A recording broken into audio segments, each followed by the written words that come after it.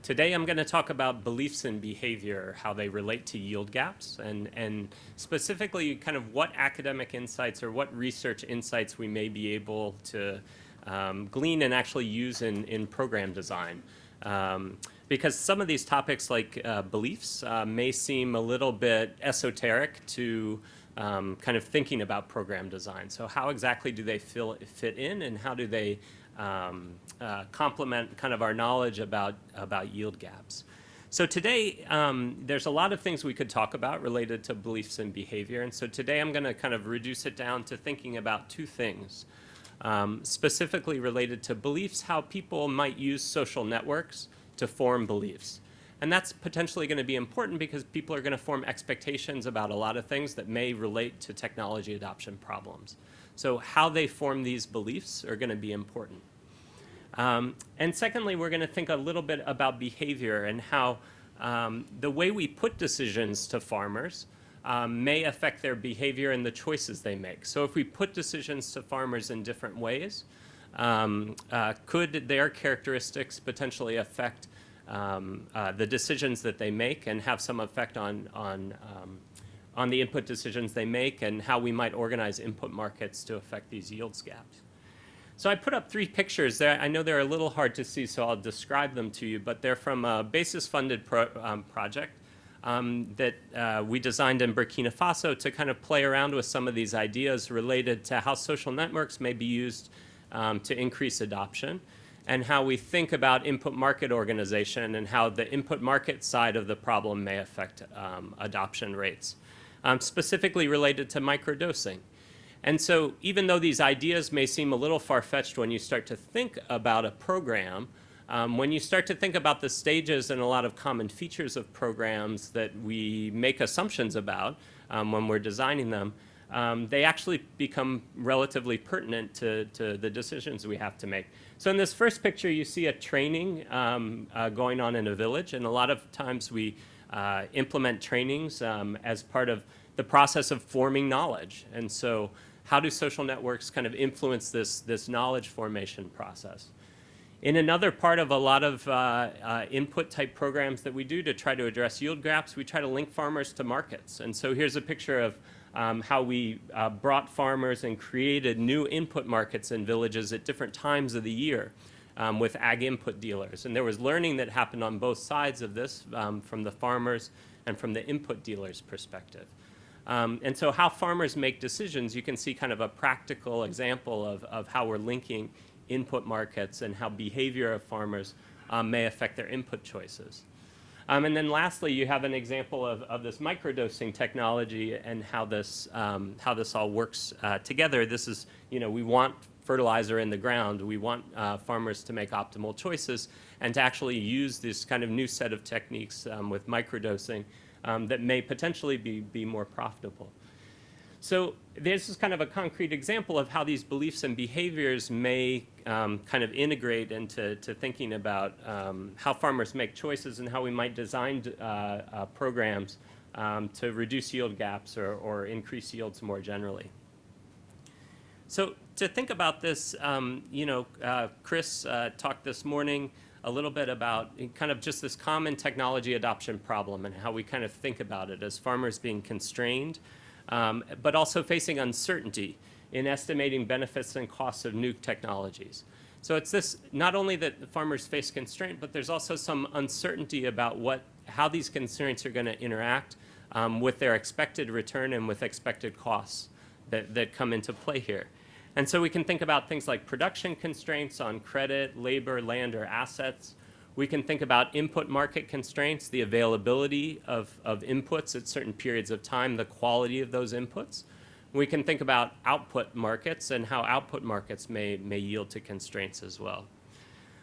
What's going to be important in the way we talk about kind of beliefs and behaviors is that beliefs and behaviors are also going to affect not only what farmers know, but how they potentially combine different resources that they have together to increase their yields. So learning is going to affect not only the physical inputs that farmers have, but how they combine these two things together, and what creates kind of most successful combinations of these inputs. So learning about new technologies through farmers' social networks and through learning in general is going to be important in how farmers form these expected benefits and cost projections, and ultimately how they decide whether to take up new technologies or not. And so this relates, specifically to, I can say Chris for both talks, because Chris comes before me and Chris comes after me. But Chris's talk this morning, spoke about risk. And so this risk is going to be a major source of this uncertainty. And so learning more about how to combine inputs may help farmers to mitigate this risk, right? And Chris Barrett after me is going to talk a little bit about different dimensions of profitability. And so this is going to be at the core of this decision-making problem that farmers face, how they create these expectations that's guided by these decisions or knowledge that they have. And so lastly, if we understand how farmers make decisions, how they create these beliefs, and then we may actually be able to design programs that are more effective to take advantage of the way that they make these decisions. So I'm sure you've all heard of Malcolm Gladwell's books about behavioral mechanisms and nudges. And so there's been a lot in recent popular thinking about nudges, how we may nudge people to do kind of more optimal things given their behavioral constraints. And in the academic literature, we talk a little bit about commitment mechanisms, so ways to provide opportunities for farmers to make decisions at an earlier period of time that may lock them into kind of a production plan that they may otherwise revise in the future. When we think about this from a market perspective, a lot of times people talk about incentive-compatible contracts. So how do we make contracts that are binding for both parties that help them to achieve some optimal outcome? And so this is going to be relevant to improving practices and yields, these insights about how knowledge is formed and how we put decisions to farmers. Because from the perspective of learning, we know that extension systems are not often accessible to rural farmers. So what they learn from each other is going to be really important. That we also assume a lot of times that the things that we teach are going to reside in the communities in which we've taught them and maybe spill over to other people. And that's going to be an important dimension of cost effectiveness of different types of interventions, how much spillover there is into the community. So understanding how social network works and how it works in those communities and how social learning occurs is going to be really important to the impact, but also the cost effectiveness. And then we talked a little bit this morning about gender effects. And so if men and women learn in different ways or are connected to each other in different ways in the village, then these spillovers may be affected by gender. And so we need to take that into consideration if we don't really understand the information diffusion process. And then with respect to kind of thinking about behaviors and how we put choices to farmers, could we design programs so that farmers might make better choices that improve their welfare, that help them see this expected profitability or expected costs in a more clear way?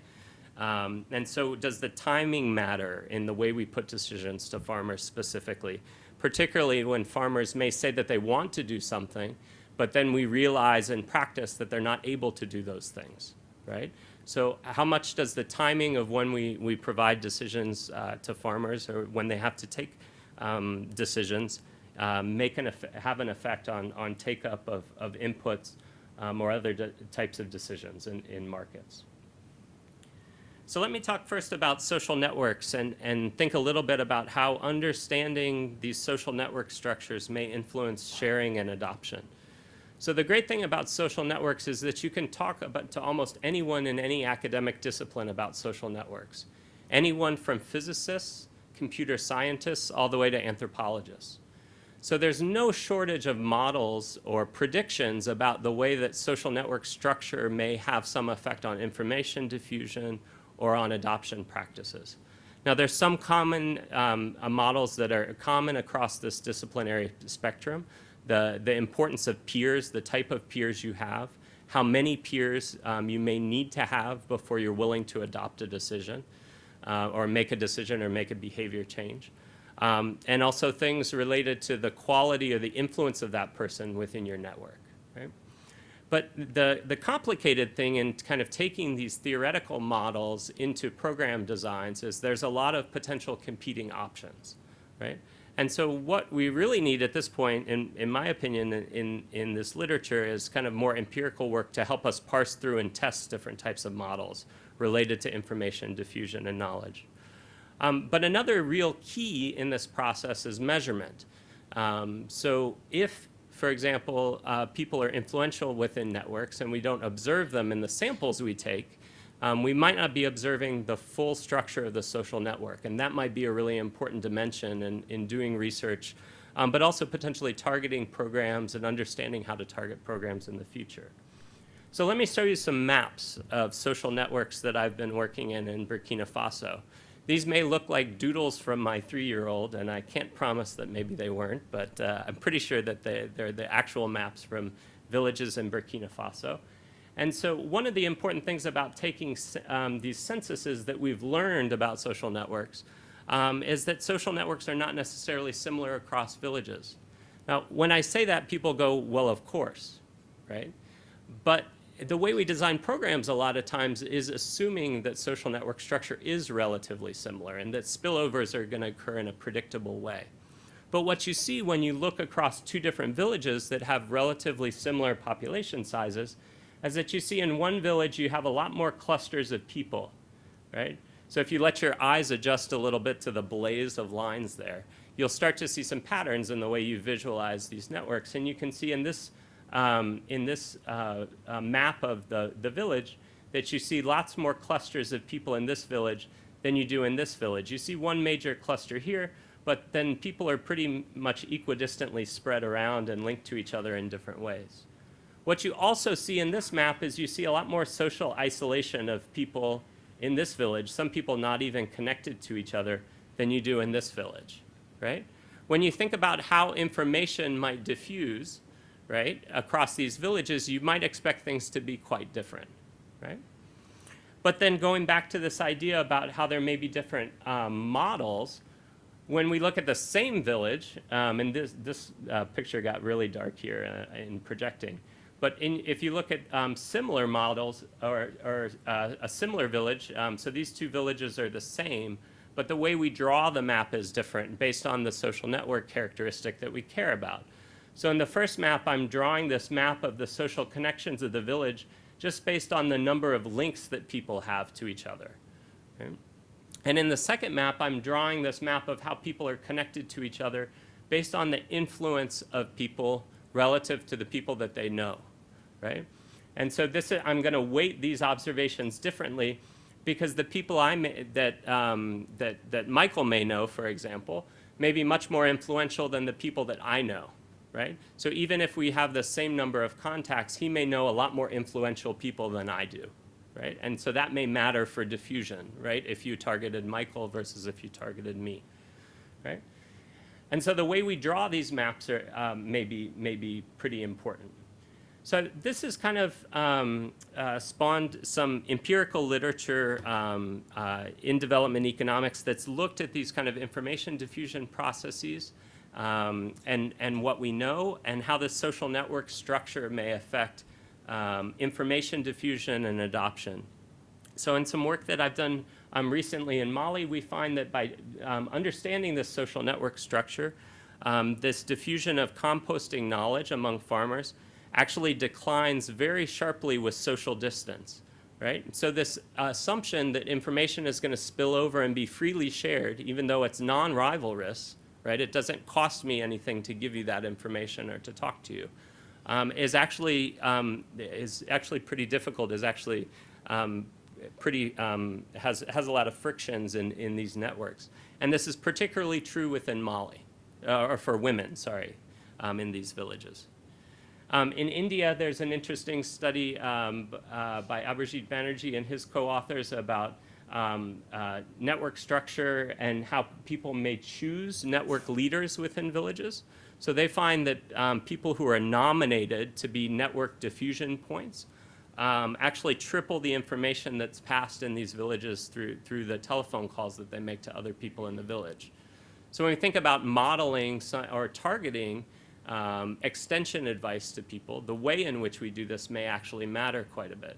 A lot of times extension advice is targeted by looking for kind of influential leaders within the community. And these leaders may have allegiances to different people or cliques in the network. So for example, if an information leader is found in this area of the network, they may not spread very much information to this part of the network, right? But what we found, or what they found in India, was that by actually having people nominate people who were actually influential, they could identify people that they trusted to actually pass on this information, right? And this relates to something in the social network literature about the quality of links, right? Or the trust within that network that may pass information. Right? So it may not just be that we're linked to each other, but that we actually trust each other, right? And so this paper talks to that point.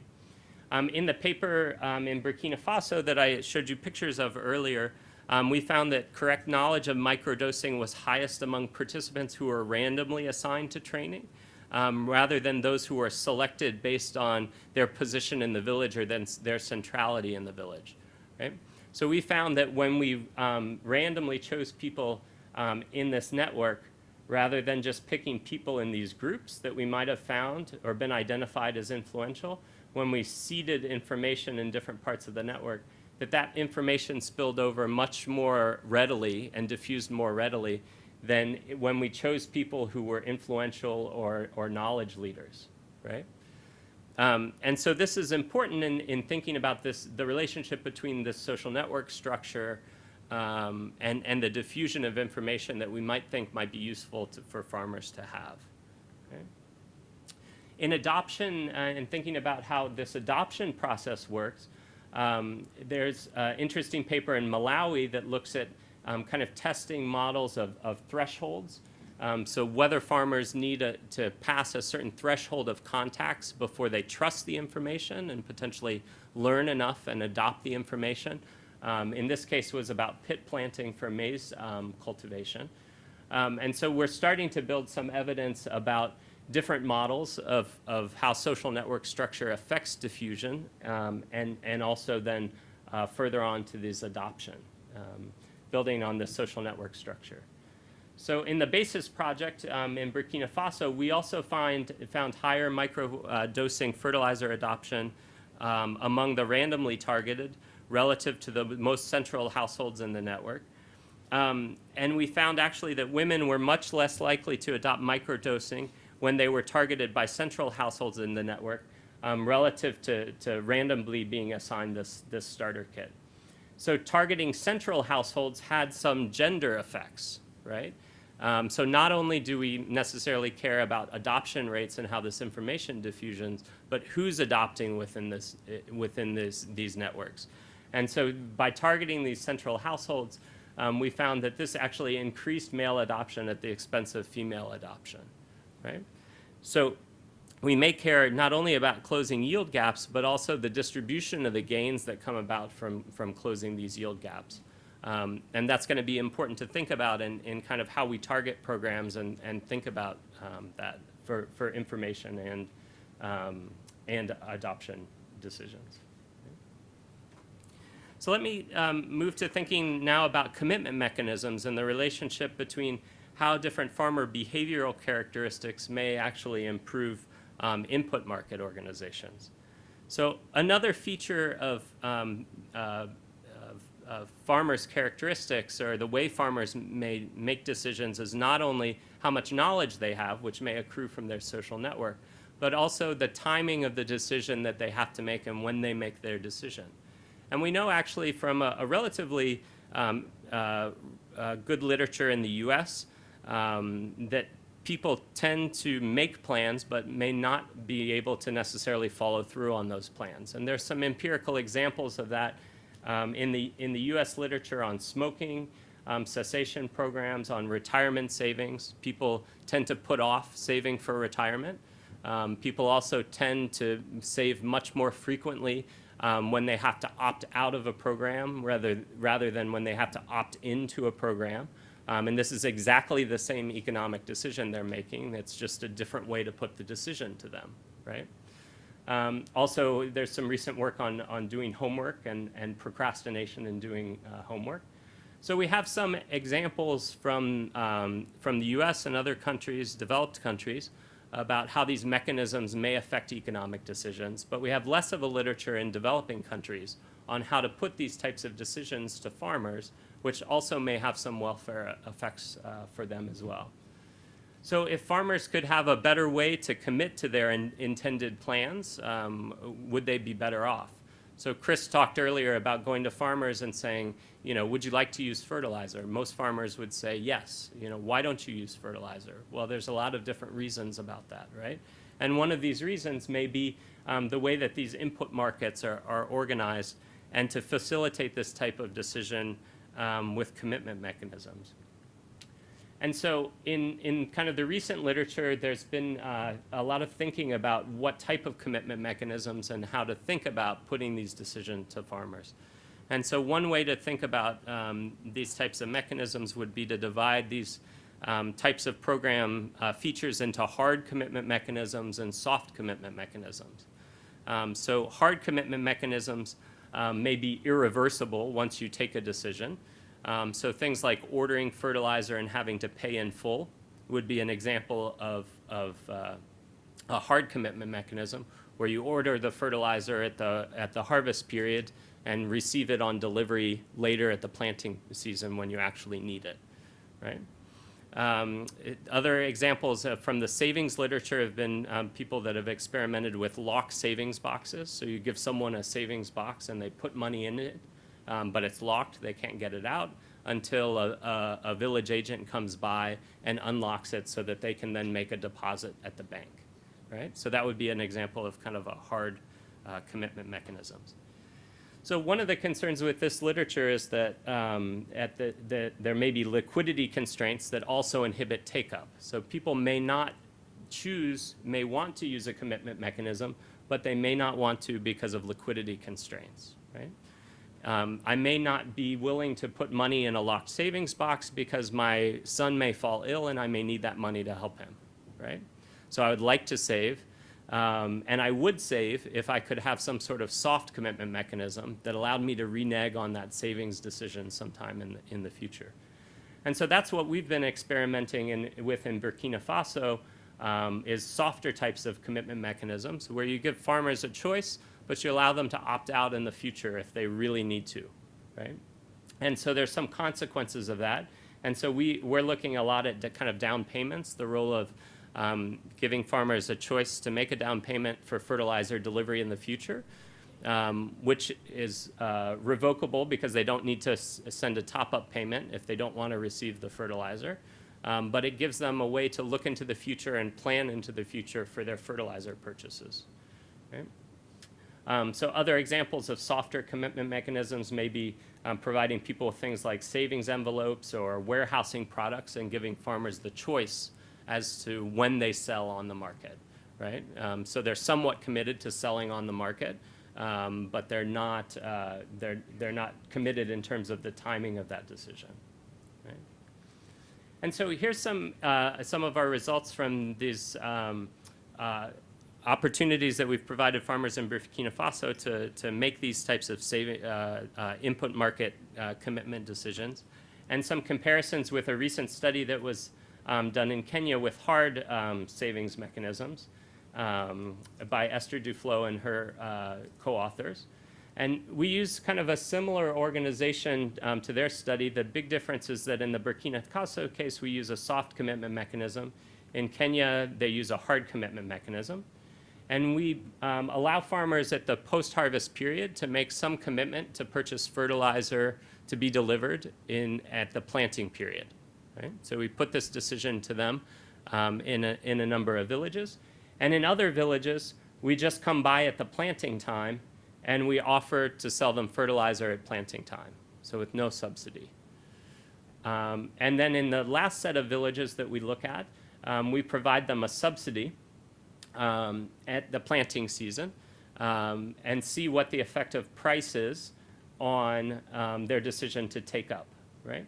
So if liquidity constraints are very binding, then we should see some effect of the subsidy and price response in response to this subsidy in kind of relieving that liquidity constraint on farmers. Okay?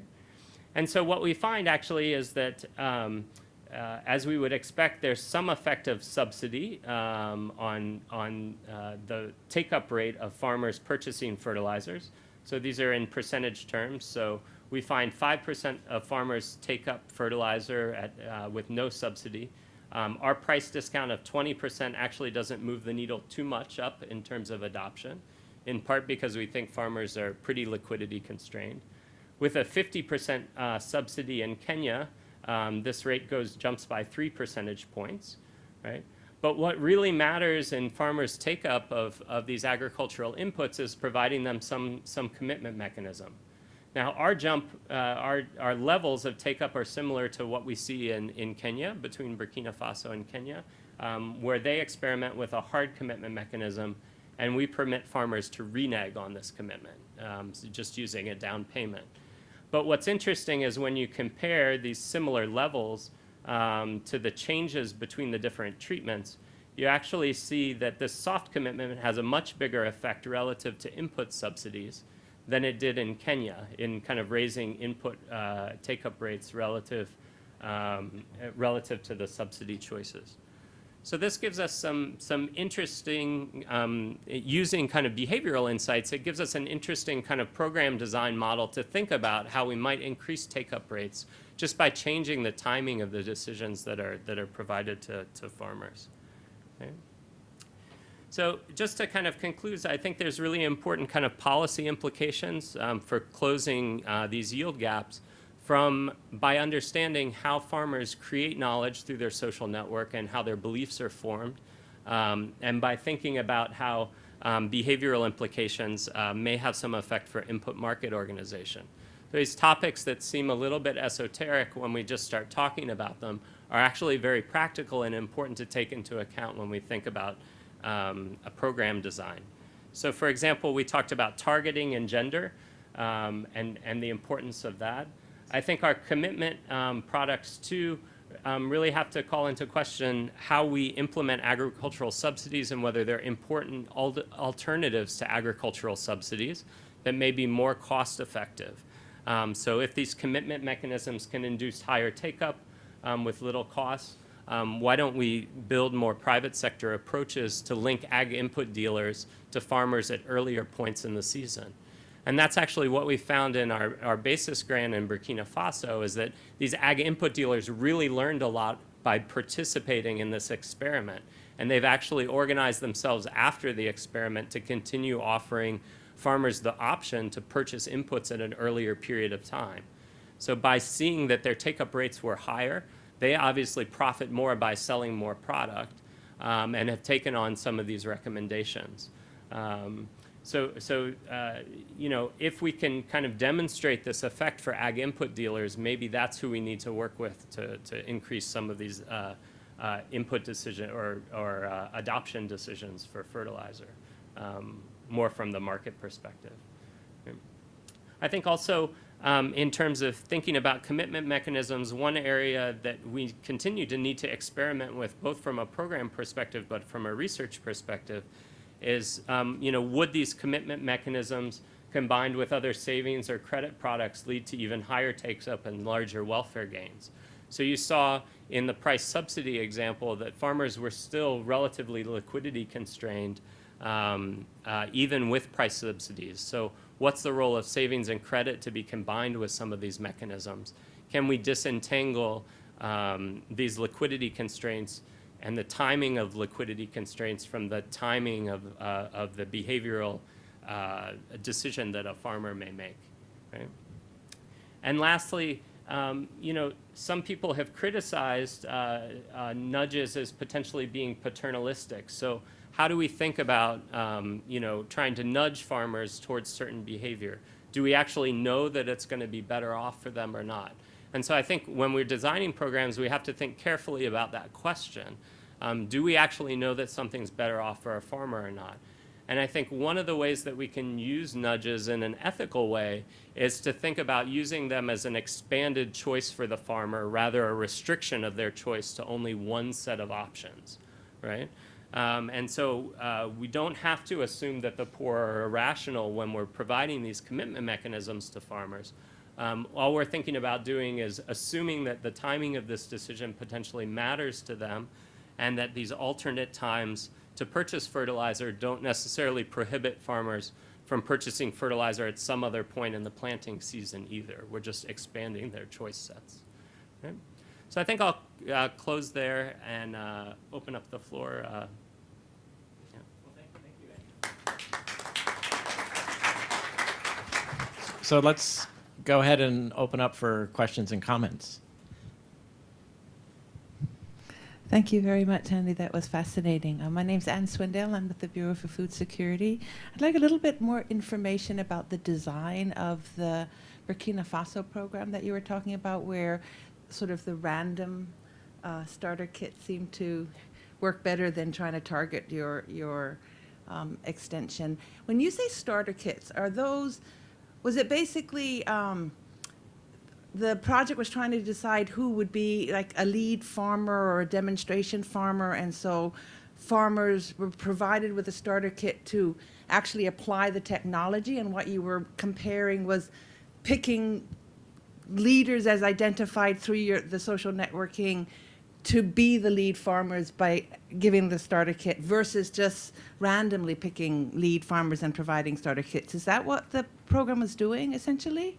Yeah, so you're right. The details of how we do this are really important. So I'll follow up with you, and I can send you the full paper so you can see all the details. But just kind of briefly, the way we organized this was to try to understand how different social network characteristics may affect this diffusion process. And so what we did was we first created these social network maps, and then understood the social network characteristics of these villages. We randomly assigned some villages to a treatment assignment where farmers would be randomly selected from this map and invited to a training and be given a starter packet at that training, right? And so they were given a starter packet of about a half hectare. They had to be a sorghum farmer. That was the only restriction. And they were given about a half hectare. They were given a half hectare of fertilizer and seed. And so in the other treatment groups, we took these social network maps, and in a second treatment group, we took all the people that had the most social network links, and we invited them to this training and gave them the starter pack. And in a third group, we used this map and targeted people who were most central in their network, who had the most influential nodes, right? And so those approaches approximately correspond to models of extension that we have sometimes in our mind, right? Of choosing the most influential people in the village, and so we're comparing across those treatments to understand better how those different types of approaches, by targeting different farmers, what the effect on adoption and also gendered adoption may be. So when you're saying their extension strategies, was there in addition some explicit intent that these people you're picking, you're training them as trainers, you're situating them with a task or an objective of trying to reach out and directly reach more people? Or are you just saying we're going to try to get these farmers to apply, and what we're really looking at is the observation and the spontaneous diffusion, not that these individuals were part of a service delivery mechanism to reach more people? Yeah. Okay. So so the starter kits are intended for the benefit of the people who attended the training, but the knowledge we encourage them to diffuse within the community. And there's two ways that may happen, both from observation about what the people who attended the training, the results that they may have had on their farm by applying these techniques, and people observing what they did on their farm. And secondly, through who they talk to and discuss the training with, right? And so we did ask them to discuss the training with other people in the village, right? Yeah. Hi, Marian Rosen. I'm just retired from USDA. Could you explain how exactly you map these interactions and what software you use to map it? Yeah. So one of the reasons we go into this detail is not with the recommendation that everyone should do this, but the idea is to kind of understand how social network structure generally affects these information diffusion and adoption decisions. So the way we construct these maps is actually pretty intensive, and what we're trying to kind of come up with by understanding this structure is kind of more rules of thumb that people can apply when they're targeting programs in the future. And so the way we actually do that is we take a census of everyone in the village, and then we preload this information into a computer program with the characteristics of all those people. We go back then to the household and we ask men and women in the household who they're connected to along several different dimensions, including who their plot neighbors are, who they talk to about agriculture, who their relatives are in the village, and who their friends are, who they generally just talk to about social things. Now, we could define social networks in many different ways, but we felt that those social network types were the most important to the potential effect that a social network could have on the agricultural decisions that we were modeling, right? So once we preload that information, then we ask people about each of those different categories of network links. People report a name, and we have a lookup function from the census information that allows us, if someone says Modibu Traore, I talked to about agriculture, Modibu Traore's name would hopefully come up. If there's several Modibu Traores in the village, then we would have who Modibu Traore is married to, who the age of, what age is Modibu Traore, all these different things, so that we could make that assessment and that link about who the real social network link was. And then we preload this information. There's a lot of different softwares, but I think these maps were made with UCNet, which is just a net mapping software, right?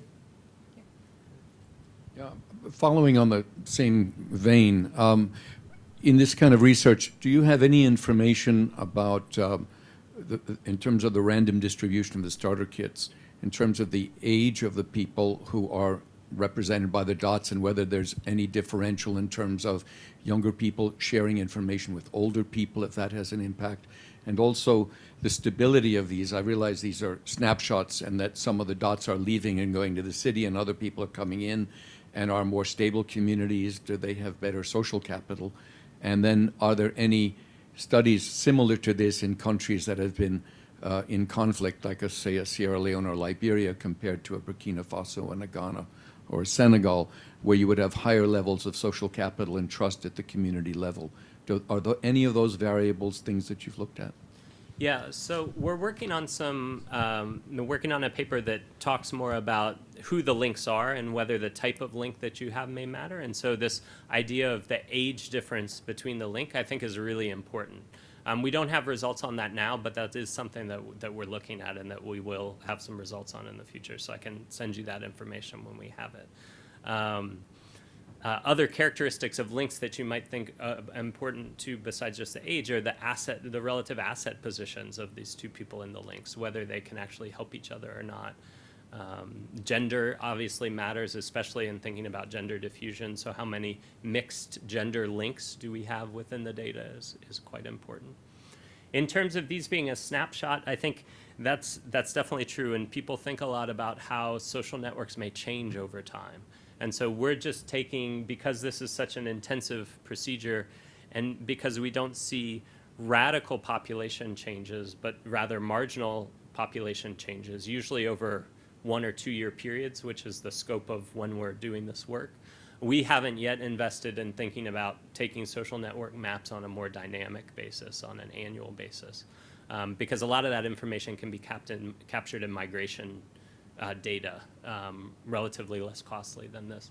But I think that is a really important dimension of this, is that to recognize is that social networks will change and may change in response to the adoption decisions that people make if there are big welfare changes associated with those programs.